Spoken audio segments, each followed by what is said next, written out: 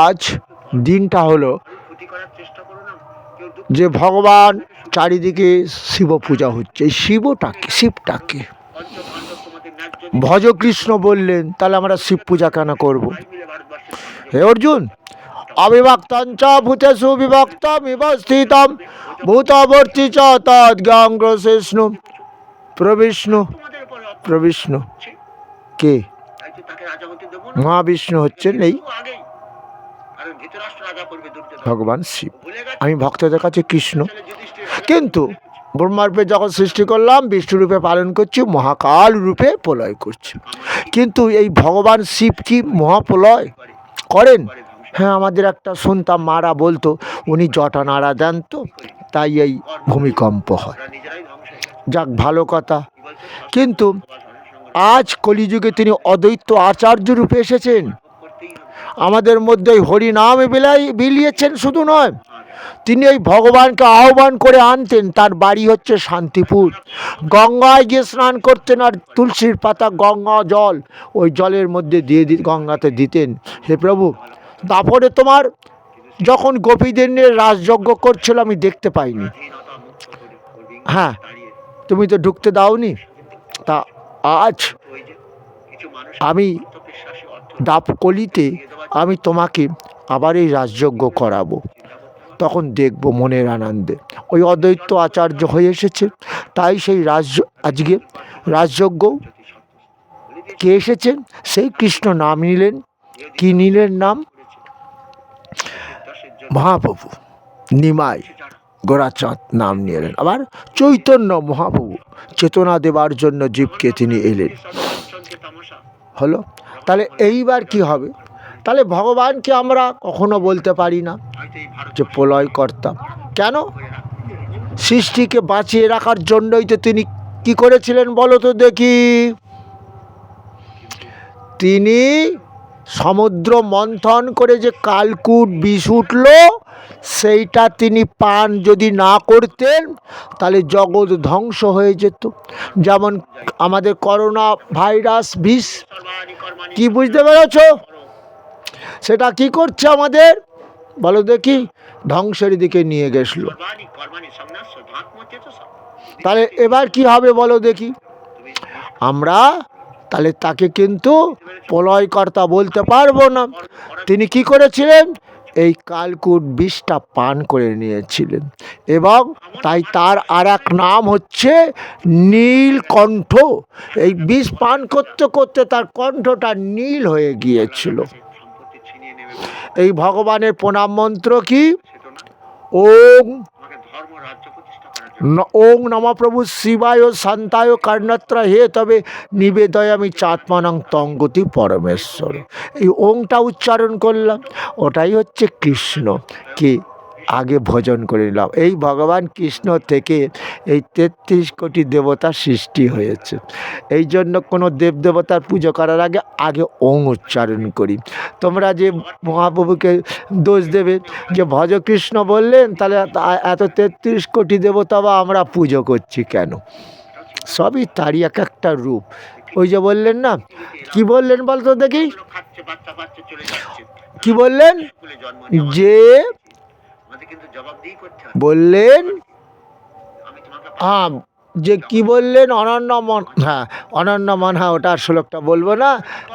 যে যথা মাং প্রপাদ্যন্তে তাংস্তা থৈবা ভজামহম মম বার্তানুবর্তন্তে মনুষ্য পার্থ সর্বসব। এই মনুষ্য লোকে তোমরা যে সকল দেবদেবতা পুজো করো, ওটা আমারই এক একটা রূপ। জন্য আমাকে লাভ করেছে যারা দেহ পাপ মুক্ত হয়ে গেছে। সমস্ত জীবের মধ্যে আমি আত্মারূপে রয়েছি। জীবের সেবাই হচ্ছে শ্রেষ্ঠ ধর্ম। সে ওটা বুঝে নিয়েছে, তাই ভেদ করে না। কি ভেদ করে না? তাহলে আমরা আজ সেই ভগবান শিবের উৎসব, চারিদিকে তার লিঙ্গ পূজা করা হচ্ছে। তাহলে এই যে, তবে হ্যাঁ, শিবগীতা বলে একটা গ্রন্থ আছে। এই ত্রেতা যুগে ভগবান শিব হয়েছিলেন প্রভু রামচন্দ্রের গুরু। যেমন অর্জুনের গুরু হয়েছিল ভগবান, দাপরে রথের সারথি হয়েছিল। কর্ম করার আমার ইচ্ছা আছে, কিন্তু আমার পারিপার্শ্বিক যে চাপ, পারিপার্শ্বিক যে চাপ বন্ধ হয় না। বুঝতে পেরেছো? আমাদের তাহলে কি হলো? দিচ্ছে প্রভু রামচন্দ্র সীতা করে কাঁদছে। হয়ে যায়। তাই গীতা এমনকি তিনি সমুদ্রের জলে প্রাণ বিসর্জন করতে দিতে যাচ্ছে, তখন প্রভু আমার রামচন্দ্রকে ভগবান শিব যে জ্ঞানের কথা বলেছিলেন, হে রাম, সীতার মধ্যে আছে কি? চামড়া দিয়ে দেহটা ঢাকা, ওই যে একটা গান আছে না, চামড়া দিয়ে মোড়া কখানায় হেই হাড়, চোখ বুঝলেই তো সবই শেষ, নেই যে কিছু আর। তবু এই দেহ দিয়ে আমরা অহংকার করি। জ্ঞানী ব্যক্তি এই কাম বশবর্তী হয়ে মোহিত হয়ে যায়, তারাও দেহ দিয়ে যে অজ্ঞান। তাহলে তারাও কি করে? তারাও এই দেহ দিয়ে পাপ করে। কি হলো? আমরা যে শুধু মানুষ মোহগ্রস্ত হই না, চামড়া দিয়ে ঢাকা এই গানটা বললাম, তাও তো আমরা বুঝি না যে এই চামড়া দিয়ে যে ঢাকা হাত দেহ তৈরি করেছে, এই দেহটা দিয়ে অহংকার করব না। যে আত্মা আমার কৃষ্ণ, দেহ ত্যাগ করলে মরা।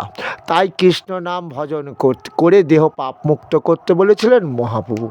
এখন তোমাদের কাছে আমি তুলে ধরেছি, ভগবান কৃষ্ণ তো শুধু মহাপ্রভু তো কৃষ্ণ নাম করতে বলছে, তাহলে আজকে সারা ভারতবর্ষে এই ভগবান শিবের পূজা হচ্ছে কেন? হ্যাঁ, এটাই তো কথা। এবং এই ভগবান কৃষ্ণ ত্রেতা যুগে রামচন্দ্রের গুরু হয়েছিল, তাই সবই তিনি এই লীলা করে জগৎকে দেখিয়ে দিয়েছেন, সবই আমি। তা এখন শিবগীতা সম্বন্ধে একটু বলি। হে রাম, মানুষের না এই যে মনুষ্য দেহ যে কত কষ্টকর জানো? মাতৃগর্ভে থাকাকালীন এরা কত কষ্ট ভোগ করে। পিতার বীর্য আর শুক্রকীট আর মার কি বলো ডিম্ব, অর্থাৎ স্বামী স্ত্রী মিলন করলো, মার গর্ভে ওই কি হলো বলো দেখি, ভ্রূণ, অর্থাৎ ওই ডিম্ব শুক্রাণু মিলন হলো, মার জরায়ুর মধ্যে গিয়ে আশ্রয় নিল। এটা আস্তে আস্তে বাড়ছে, বাড়ার পর এক সময় যেই তোমার 8 বছর বয়স হয়ে গেল, পূর্ণাঙ্গ দেহ হয়ে গেল। এই দেহ আস্তে আস্তে বিকশিত হলো, হওয়ার পর 10 মাস 10 দিন পরে এই দেহ ভূমিষ্ঠ হলো। এবং মাতৃদ্বার যেখান দিয়ে আসে ভূমিষ্ঠ হই, কত যন্ত্রণা জানো? তুমি বলবে ওই জন্য তো মায়ের এখন বলে বাচ্চা সিজার করে বার করে দাও ডাক্তার, কষ্ট সহ্য করতে।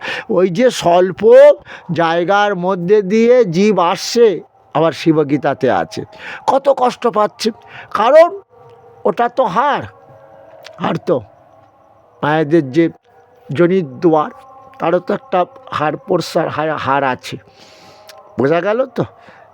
কারণ পেটটার আগে তো আমাদের সমস্ত হাড় কাট দিয়ে ঢাকার না, ঢাকার তো মার জরায়ুর ওই জায়গাটা কি পেলভিস বলা হয় ইংরাজিতে, আছে তো, সেখান দিয়ে আসছে জীব, কত কষ্ট পাচ্ছে। তো তখন তো দেহটা খুবই নরম, তুলোর মতন নরম। আগো তাহলে ওই দেহটা বাইর হলো, ওই দেহটা রক্তের ডেলা মনে হয়, হ্যাঁ, আর মশা মাসি ওই দেহটাকে কামড়ে রক্ত খেয়ে ফেলে, তো তাই আনন্দ লাগে। তাই বাচ্চা তখন তার যদি কাঁদতে পারলো, মা দেখতে পেল তো ভালো, নাহলে ও কেঁদেই যাচ্ছে। হে রাম, বুঝতে পারলে? এ তো গেল শৈশবকাল। যৌবনকাল এলো, এখানে ঝাঁপ মারছে, ওখানে জলে ঝাঁপ মারছে, আমি করছে। তারপরে কি হলো? মোহিনীর প্রেমে পড়ে গেল, বিয়ে থা করলো, ভালো খুব কাটছে। হে রাম, এরপরে জরাব্যাধি কিরম আক্রমণ করলো বলো তো দেহটাকে। তারপরে কি হলো, বিছনায় কাকে কত বছর শুয়ে থাকতে হবে, কখন এই দেহের মৃত্যু হবে, জীব কি জানে? জানে না। এই নরক যন্ত্রণা ভোগ করছে গো জীব, তবুও তারা আমাকে ভজে না। সেই মাতৃজঠর থেকে মাতৃজঠরের থেকে জন্ম থেকে মৃত্যু পর্যন্ত জীব কত কষ্ট পায় তুমি দেখো। এরপরে জরাব্যাধি এলো, কতদিন পরে মৃত্যু হবে কেউ বলতে পারবে? কেউ পারবে না। ব্যাধির কবলে পড়ে জীব কাঁদে, তবুও ডাকে না, তারা আমাকে ডাকে না, জয় প্রভু শিব শঙ্কর। তাও তো তাদের মুক্ত করতে পারতাম, আমার দেহের মৃত্যুর পর আত্মাটাকে আমার কৈলাসে নিয়ে যেতে পারতাম। আমাকেই ডাকে না। ওই যে ডাকে, তোমার কাজ হবে, জয় বাবা তারকনাথ। ওই যখন বলবে বাবা গো মা গো, বাবা তারকনাথ তোমাকে গিয়ে সুস্থ করবে, তোমরা ভুলে যাও তো। জয় বাবা তারকনাথ, জয় বাবা শিব শঙ্কর, একটু বলো। হ্যাঁ, আরে শিবের পুজো। হ্যাঁ, ওই যে বললাম মন্ত্রটাও দেখো, ওং নমঃ প্রভু, আমি আবার প্রভু যোগ করেছি, ওং নমঃ প্রভু শিবায় সন্তায় কর্ণত্র হে তবে নিবেদয়মি চাত্মানাং তং গতি পরমেশ্বর। হ্যাঁ, বোঝা গেল, প্রভু যোগ করেছি, তোমরা একটু যোগ করে নিও। হ্যাঁ, তাহলে ওই যে বাবা গো মা গো যখন বলবে, এই লোকের বাবা তো সব চলে গেছে, পরিষ্কার হচ্ছে, কোন বাবা আসবে? ওই শিব শঙ্কর বাবাই এসে তোমাকে রক্ষা করবে। আমার জীবনের অভিজ্ঞতা বলো, আমি ওই মা চলে গেছে, মারা গেছে, দেহ রেখেছে, তখন একলা কি করব, লেখাপড়া শিখতে হবে, তা শরীর অসুস্থ, তাই বাবা তারকনাথের কাছে 11 বার গিয়ে হত্যে দিয়ে পড়েছিলাম। খেতাম কি জানো? একদিন না খেলে তো আমরা মরে যাই, ডিহাইড্রেশন হয় জল না খেলে। আর ওই বাবার চরণামৃত দিত, আমরা শিবগোত্রে চলে গেলাম, ওই বাবার যে তারকনাথের মূর্তি আছে না, ওটা ব্রাহ্মণেরা খুলে দিত, আমরা ওখানে গিয়ে পুজো করতাম ভগবানকে। শিবগোত্রে চলে গেছি, 11 দিন থাকার পর কি হলো জানো? আর ধৈর্য নেই, চলে এলাম। আবার বললাম না বাবা তারকনাথ, যেতেই তোমাকে হবে, আবার যাব, লেখাপড়া আমাকে শিখতেই হবে, শরীর অসুস্থ, যায় লেখাপড়া করতে পারি না এই দেহ দিয়ে। গেলাম আবার 14 দিন ওই একটানায় পড়ে থাকতাম। ব্রাহ্মণ পুজো শেষে চরণামৃত দিত, ওই বাবার মাথায় যে ঢালা হতো দুধ গঙ্গা জল, ওটাই চরণামৃত রূপে আমরা খেতাম। হরে কৃষ্ণ। আমাদের একটা ভাঁড়ে করে দিয়ে যেত ব্রাহ্মণ, আবার এই বসে থাকতাম, ঘুমিয়ে পড়তাম। হ্যাঁ, যেটাকে তারকনাথে গেলে নাট মন্দির দেখবে, ওখানে সমস্ত পড়ে আছে, মাসকে মাস পড়ে আছে, মায়েরা সন্তানের জন্য, স্বামীর জন্য, পুরুষেরাও পড়ে আছে দুরাগ্য ব্যাধি লাভের জন্য, বুঝতে পারলে? আচ্ছা, তো এই যে ভগবানের কী লীলা, এখন আর দিতে দেয় না ওখানে হতে, দেখবি নাট মন্দিরে কী যে ভগবানের লীলা তো জানলাম, তাই তো বেঁচে রয়েছি। পরবর্তীকালে হয়েছি, লেখাপড়া শিখেছি, হোমিওপ্যাথি ডাক্তার হয়েছি, আবার প্যারা টিচারও করেছি। হ্যাঁ, লেখাপড়া অনেক হয়েছে। এখন কিন্তু সব কিছু ভুলে গিয়ে বুঝলাম যে আমি এই দেখতে পেলাম যে কি জানো, শঙ্কর চানাচুরের প্যাকেটে ভগবান শিবের ছবি কোরাতে কি করলাম, হাইকোর্টে তাপস পারমাণিক কেস করলো, বিভিন্ন পণ্যের মধ্যে দেবদেবতার ছবি দেওয়া থাকে, পণ্যটা ক্রেতা ক্রয় করার পর রাস্তার ডাস্টবিনে পড়ে থাকে। সনাতন ধর্মের দেবদেবতাকে এইভাবে অপমান করা উচিত নয়। হাইকোর্টে কেস করেছেন, গেলাম, পোড়া কায়েদ বললেন বিচারপতি, প্রধান বিচারপতি বিচার করছেন, আর একজন বিচারক ছিল, নাম মনে নেই। হ্যাঁ, বলছেন 24 নম্বরে কেস উঠেছিল। উকিলরা বলছে দেখেছিস, জমি জায়গা নিয়ে সব মামলা করে, ঠাকুর দেবতা নিয়ে মামলা হয়েছে। ওরা তো জানে না। আমি দেখলাম অ্যাটার্জি নিয়ে, যখন প্যান্ট পরতাম, শার্ট পরতাম, হ্যাঁ, তখন ওই খুলে দেখালাম, বলছে হ্যাঁ এটা তো শিবশঙ্কর, এটা গোপাল জর্দা, কৃষ্ণর ছবি, এগুলো তো ডাস্টবিনে পড়েই থাকবে, চানাচুর মুড়ি খাবার পর এগুলো যে পড়ে থাকবে, তো জর্দা খাওয়ার পর গোপাল জর্দা। তা কি দুঃখের কথা। মনে করলাম এবার মনে হয় সব বন্ধ হবে, আইন হবে। সে আইন তো হওয়ার পরের কথা, কোনো আইন হলো না। পোড়া কায় দুটো বললেন I am very very sorry, one man not allow. জনসাধারণ মামলা তো এটা ছিল, তো একজন জনসাধারণ এলে হবে না। তা খুব দুঃখ পেলাম, হলো না। হ্যাঁ, এক উকিলের কাছে গেলাম, আমি মামলাটা করব, বলছে 10,000 টাকা দাও, আমি হাইকোর্টের উকিল, জানো না ফি দিতে হয়, ইত্যাদি ইত্যাদি। এই নিয়ে আমি অনেক কিছু জায়গায় গেছিলাম, হিউম্যান রাইট, তারাও বলল মানবাধিকার কমিশন যে এটা সরকার পাবে, কিন্তু সরকার তো তখন বামফ্রন্ট, তা বললো ওরা তো বাস্তববাদী। কারণ তোমরা তো জানো, স্বয়ং বুদ্ধদেব ভট্টাচার্য মুখ্যমন্ত্রী, উনি বাবা মা মরে গিয়ে ন্যাড়াও হয়নি, শ্রাদ্ধ শান্তিও করেনি, এই সব বেদ পুরাণ শাস্ত্রের কথা মানে না। হ্যাঁ, তবে মৃত্যুর পর যে যা কিছু করা হয় ওটা কোনো কিছুই কাজে লাগে না, এটা জগৎকে উনি একটা হয়তো দেখিয়ে দিলেন। যাই হোক, তবুও তো আমাদের এখনও করতে হয়। বাবা মা মরে গেলে ওই বেদ পুরাণ পাঠ হয়, বেদ দেবানন্দা পাঠ করে, বুঝতে হবে, গীতা ভাগবত পাঠ হয়। হ্যাঁ, কিন্তু তার যে কোনো কাজ হয় না, সেটা তো ভগবান নিজেই বলে দিয়েছিলেন যে না দত্তে কস্যচিৎ পাপং না চৈব সুকৃতিং বিভু অজ্ঞানে না আবৃতাং জ্ঞানাং তেন মুহ্যন্তি যন্তব। সেই জন্য তোমাদের আমি গীতা শোনাচ্ছি। গুড়াচাঁদ গোস্বামী সনাতন জাগরণ চ্যানেল খুলেছি। হ্যাঁ, আমার ফোন নাম্বার হচ্ছে কি 7029246474। হ্যাঁ, এই আমার ফোন নাম্বার। তোমরা তোমাদের মতামত জানাচ্ছ ভিউজ মাধ্যমে, আমি দেখছি। যাক, এই জন্য এখন গীতাটা অর্জুনকে বলেছিল যে অর্জুন অপি চেদসি পাপেব্য সর্বেব্য পাপকৃতম সর্বাং জ্ঞান ফলবেনই বা বীজিনং সন্তোষী। অর্জুন, তুমি অধিক পাপাকারী যদি হও, আমার গীতা অমৃত পান করো, গীতা জ্ঞান লাভ করে দেহ পাপ মুক্ত করো। তাই তোমাদের কাছে আজকে সেই ভগবান শিবের উৎসব হচ্ছে, চারিদিকে শিবগীতার কাহিনী তোমাদের তুলে ধরেছি। শিবগীতাও তাই, যে কি বলছে যে হে রাম, এই মনুষ্য দেহ জন্ম থেকে মৃত্যু পর্যন্ত কত কি হয় জানো, কত রোগ শোক ভোগ করতে হয় জানো, তুমি তো জানো না। আবার তুমি মনুষ্য লোকে এখন জন্ম নিয়েছো, তুমি ত্রিলোকের ঈশ্বর হয়ে, বৈকুণ্ঠের নারায়ণ হয়ে সাধারণ মানুষের মতো কান্নাকাটি করছো। সীতা চলে গেছে, রাবণ রাজা চলে নিয়ে গেছে, সীতার মধ্যে আছে কি? চামড়া দিয়ে তো ঢাকা দেহটা হাড়কোড়। বলো, এই মৃত্যুর পর কী হবে? ওই দেহটা হয়তো কী করবে বলো তো, শিয়াল শকুন কুড়ে কুড়ে দিয়ে খেয়ে নেবে তো। হ্যাঁ, কি বুঝতে পারো নি? আর আমাদের কি হয়, আমাদের কি হবে বলো দেখি? মৃত্যুর যন্ত্রণা শেষ হলো, এরপরে কি হবে? কেউ মাটির তলায় পুঁতে দিল, সুযোগ পেলে শিয়াল আবার বার করে খেয়ে নিল। এখন যেহেতু আবার পুড়িয়ে দেওয়া হয়, সেই দেহটাকে পুড়িয়ে ছাই করে দেওয়া হলো।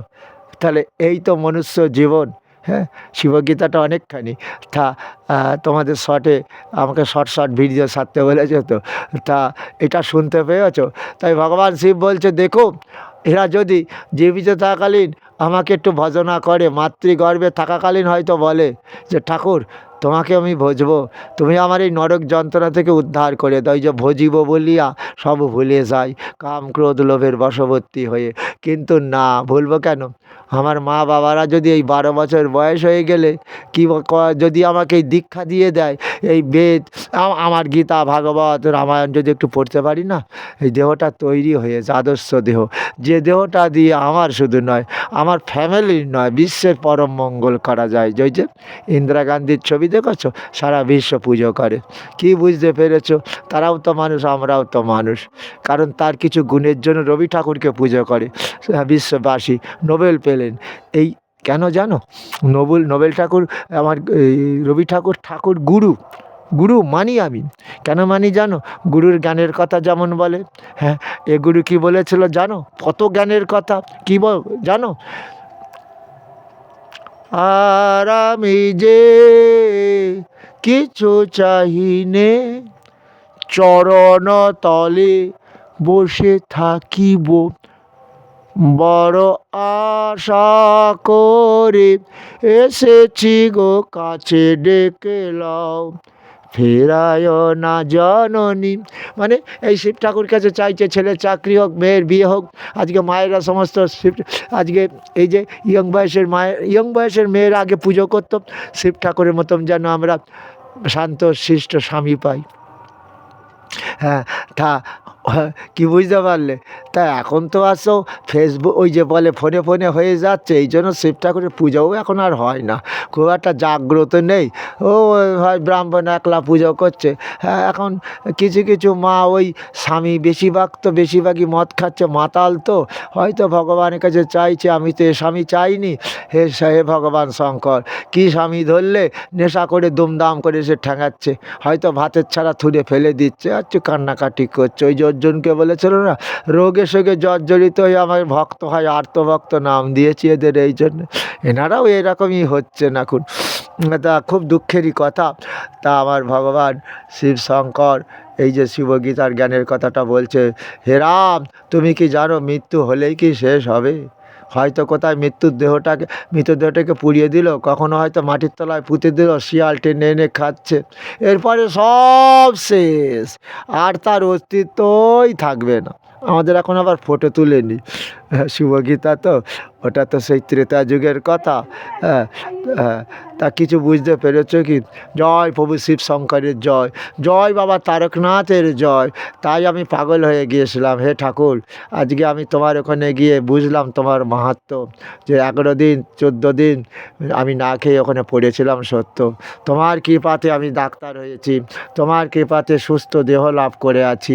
হ্যাঁ, তা এই জন্যে না আমি ওই যে তোমাদের ওই কী করি জানো, শিবগীতা, অর্জুন গীতা, হ্যাঁ ভগবান অর্জুনকে উদ্দেশ্যে গানের কথা বলে, এগুলো শ্রদ্ধার সঙ্গে আমি ইউটিউব করে চালু করেছি। কারণ এখনও শিব ঠাকুরের ছবি আছে, শঙ্কর চানাচুর এখনও বন্ধ হয়নি। আবার দেখি কাপড় পরবো, লোকে কাপড় দেয়, কাপড়ে দেখলাম ভগবানের শিবের ছবি, কোথাও আবার বাবা গণেশের ছবি, কোথাও আবার রাধাকৃষ্ণ যুগল মূর্তি। বলো তো দেখি কী করে কাপড় পরবো? কাপড়গুলো জমিয়ে রেখে দিই। হ্যাঁ শোনো না, আবার এটা মহাপ্রভু বলেছে, সকলে বিষয়ে মত্ত নাহি জানে কৃষ্ণ তত্ত্ব, ভক্তি শূন্য হইল অবনি। বুঝলে কত দুঃখের কথা বলবো, চানাচুর প্যাকেট কাপড়েতে আছে আমার ভগবান শিবের ছবি।